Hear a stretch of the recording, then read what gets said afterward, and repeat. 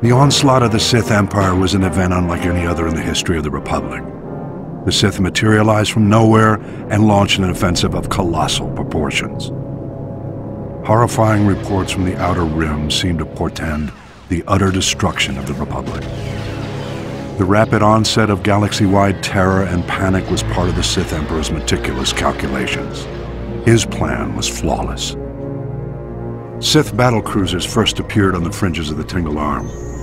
Unaware of the ship's origins, we dispatched a diplomatic convoy with a small starfighter escort.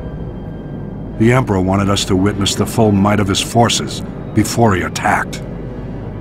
The diplomats had just enough time to transmit images back. Then they were annihilated.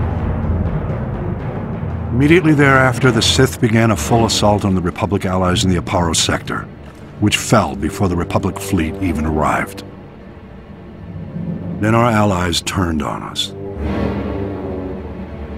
The Sith had secretly established puppet governments on Belkadon, Serpenau, and Ruria. The Republic fleet suddenly found itself in enemy territory, fighting desperately on all sides. The Republic rallied every available ship to support the fleet, leaving only a handful of Jedi security ships to patrol Korriban. Regrettably, Korriban fell back into the enemy's hands without the Jedi Council even knowing about it. Overwhelmed and desperate, the Republic fleet scattered, fleeing from the Tingle Arm to avoid complete annihilation. Elsewhere in the Outer Rim, the Sith staged more targeted strikes, destroying our shipyards in the Sluy sector, blockading the Rimma trade route, and seizing control of the rich resources of the Minos cluster. Confused and in complete disarray, Republic forces were unable to respond. Republic leaders and members of the Jedi Council arranged an emergency meeting in the Senate to prioritize the galaxy's defense. But the session quickly became mired in politics.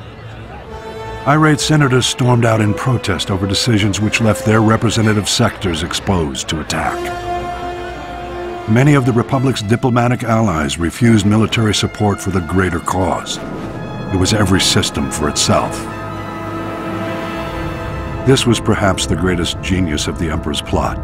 He had turned the Republic against itself. While the Republic played politics, the Emperor used the time to reconfigure his forces for the long push into the galactic core. All might have been lost in those early years had individual Jedi Masters and Republic military leaders waited for the Senate's orders. By taking matters into their own hands, they managed to slow the Empire's advances. The attack of the Sith Empire was the most well-orchestrated and carefully coordinated military maneuver in the galaxy's history.